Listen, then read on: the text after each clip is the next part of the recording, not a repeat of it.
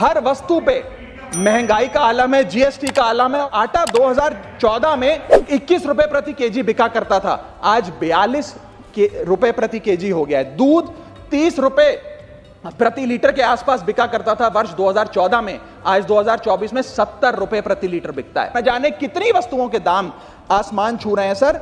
और अगर यही रफ्तार रही महंगाई की, तो जितनी रफ्तार से 303 से 240 पर आए हैं, उससे तेज रफ्तार से 240 से 120 पर आएंगे सर ये लोग। एसएमई सेक्टर जो नौकरियां देता है, छोटे उद्योग हैं, उसमें जीएसटी कम करिए और एसेंशियल कमोडिटीज दूध, दही, चावल, रोटी, चावल, आटा, उस पर कम से कम जीएसटी विड्रॉ करिए। जिसे गहरा संकट टैक्स या गब्बर सिंह टैक्स के नाम से आज देशवासी जानते हैं, रोटी हो, कपड़ा हो, मकान हो, हर चीज पे जीएसटी लगा लगाकर हमने इस देश के इन्फ्लेशन पर भी जीएसटी लगा दिया। सारी चीजें महंगी हो गई। सरकार का एक सूत्री मिशन है टैक्स, सरकार का कमीशन है टैक्स। जगने पे टैक्स, सोने पर टैक्स, हंसने पर टैक्स, रोने पे टैक्स, खाने पे टैक्स, पीने पे टैक्स, बच्चों की पढ़ाई पे टैक्स, बुजुर्गों की दवाई पर टैक्स, फसलों की बुआई पे टैक्स, ट्रेन और यात्रा हवाई जहाज पर टैक्स, खरीदने पर टैक्स, बेचने पे टैक्स, फैलने पे टैक्स, समेटने पे टैक्स, सड़क पे टैक्स, आसमान पे टैक्स, गाड़ी पे टैक्स, मकान पे टैक्स, सपनों पर टैक्स, अरमान पे टैक्स, खुशी पर टैक्स, मुस्कान पर टैक्स, दिन रात की गाड़ी कमाई पर टैक्स, किताब पर टैक्स, सियाही पे टैक्स, सब्जी पर टैक्स, मिठाई पे टैक्स। सरकार जनता से वसूल रही है बीजेपी से दिल लगाई पर टैक्स। बहुत बहुत शुक्रिया। जो आज देश में आर्थिक स्थिति है, जिसके कारण इनकी भी ये चुनावों में दशा हुई, उसका है फूड इन्फ्लेशन। सर, थाली का बजट बिगड़ गया। सर, आटा हो, दूध हो, चावल हो, दही हो, हर वस्तु पे महंगाई का आलम है, जीएसटी का आलम है और लगातार इस देश में फूड इन्फ्लेशन बढ़ता जा रहा है। 9 से 9.5% के लगभग आसपास फूड इन्फ्लेशन मंडरा रही है सर इस देश में। और मैं पूछना चाहता हूं सरकार से कि वो कमोडिटीज जिसमें हम सेल्फ सफिशिएंट थे, वो कमोडिटीज जिस पे हम एक्सपोर्ट किया करते थे, उसमें कैसे महंगाई घुस गई? और अगर वो कमोडिटीज भी महंगी हो गई हैं, तो उसका फायदा किसान को क्यों नहीं मिलता? वो सारा पैसा जा कहां रहा है? ये एक बड़ा महत्वपूर्ण सवाल है सर। आटा 2014 में 21 रुपए प्रति केजी बिका करता था, आज 42 रुपए प्रति केजी हो गया है। दूध 30 रुपए प्रति लीटर के आसपास बिका करता था वर्ष 2014 में, आज 2024 में 70 रुपए प्रति लीटर बिकता है। सर, देसी घी 2014 में 300 रुपए प्रति केजी पे बिका करता था, आज 2024 में 675 रुपए प्रति केजी बिकता है। अरहर की दाल 80 रुपए प्रति केजी बिका करती थी 2014 में, आज 230 रुपए प्रति केजी बिक रही है। और न जाने कितनी वस्तुओं के दाम आसमान छू रहे हैं सर।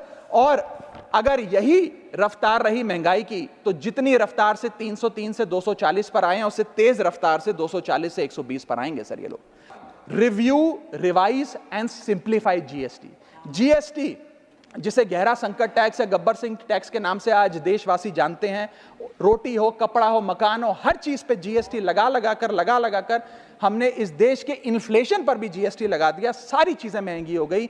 मेरा सुझाव है सरकार से कि इस जीएसटी के पूरे फ्रेमवर्क को कॉम्प्रिहेंसिवली स्टडी कर रिवाइज करिए। एक्सपोर्ट ओरिएंटेड सेक्टर्स में जीएसटी कम करिए ताकि हम ग्लोबली कंपेटिटिव बन सकें।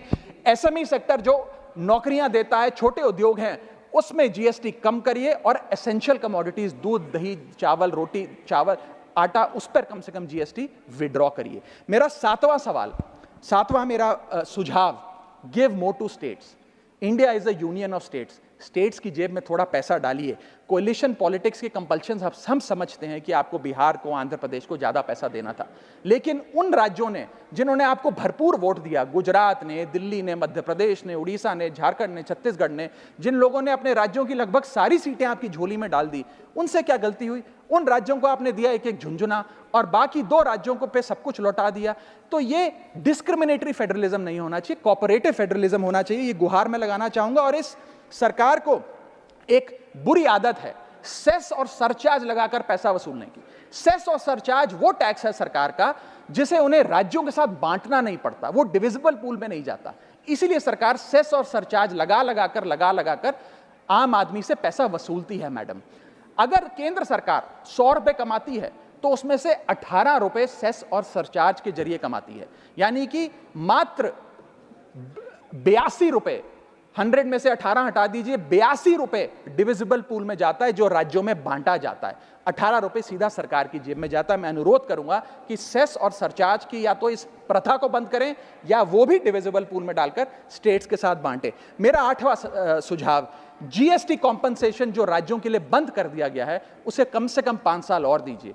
कई ऐसे राज्य हैं, तमिलनाडु है, महाराष्ट्र है, पंजाब है, गुजरात है, जिनकी अर्थव्यवस्था आज जीएसटी कॉम्पनसेशन के पैरों पे खड़ी हुई है, जो आज हमारे बजट का 10 से 15% हिस्सा इनकम का जीएसटी कॉम्पनसेशन से आता है। मैं अनुरोध करना चाहूंगा सरकार से कि कम से कम 5 साल और जीएसटी कॉम्पनसेशन देकर इन राज्य सरकारों की मदद की जाए। और अंत में बस मैं यही अपनी बात बोलकर खत्म करूंगा मैडम, कि इस बजट ने टैक्स बढ़ा बढ़ाकर इस देश के आम आदमी के खून चूसने का काम किया। मैं अनुरोध करूंगा कि डायरेक्ट टैक्स हो या इनडायरेक्ट टैक्स हो, इस पूरी व्यवस्था पे एक बार फिर से गौर फरमाया जाए। जो मैंने शुरुआत में कहा था उसे दोहराऊंगा, हम 10 रुपए अगर कमाते हैं तो उस पर 3-3.5 रुपए इनकम टैक्स लगता है, उस पर 2 से 2.5 रुपए जीएसटी खा जाता है, 1.5 रुपए का कैपिटल गेन टैक्स लगता है, आधे पैसे का सरचार्ज और सेस लगता है, यानी कि 10 रुपए में से 6 से 7 रुपए सरकार की जेब में चले जाते हैं। यानी कि अगर आप साल में 10 रुपए कमा रहे हैं तो 7 से 8 महीने की जो आपकी कमाई है वो सरकार ले जाती है, मात्र 3-4 महीने की कमाई आपकी जेब में आती है, और उस पर भी अन्य प्रकार के टैक्स लगते हैं।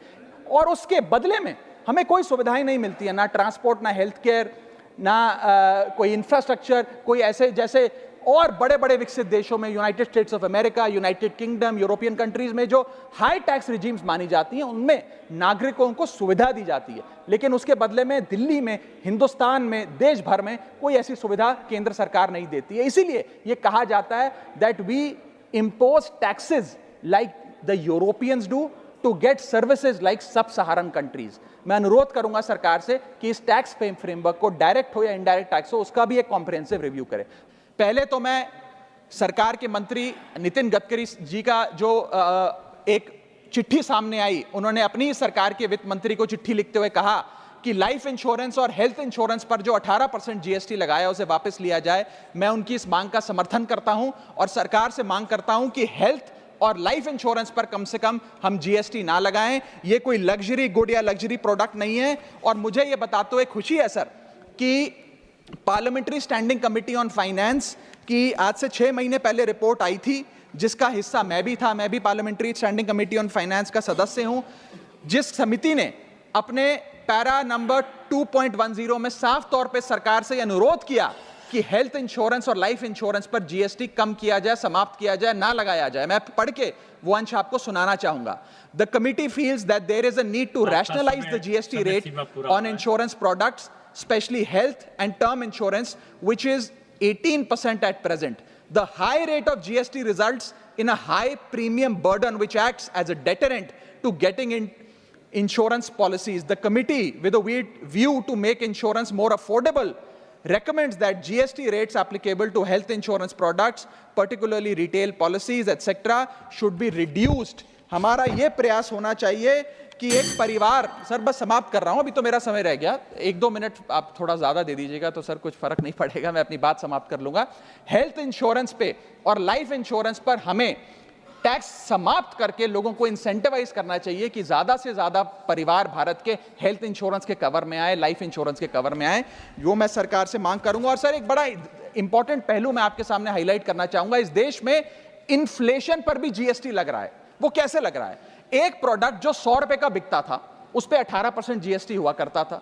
आज वो वस्तु महंगी हो गई, 100 से 150 रुपए की बिकने लगी, अब 18% 150 रुपए पे लगने लगा।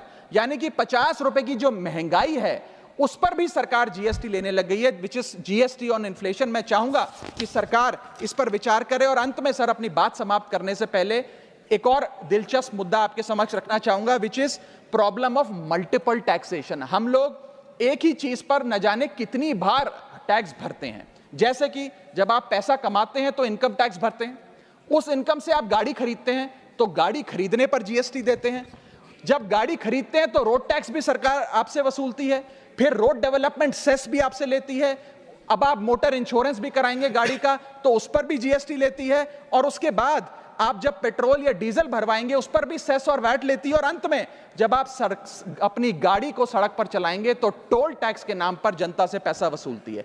That is multiple taxation points. इतने सारे टैक्सेशन ओवरलोड कर हम इस देश के आम आदमी का खून चूस रहे हैं सर। और सबसे बड़ी प्रॉब्लम इस देश की आज जो बनती जा रही है आम आदमी के लिए, वो है टोल टैक्स।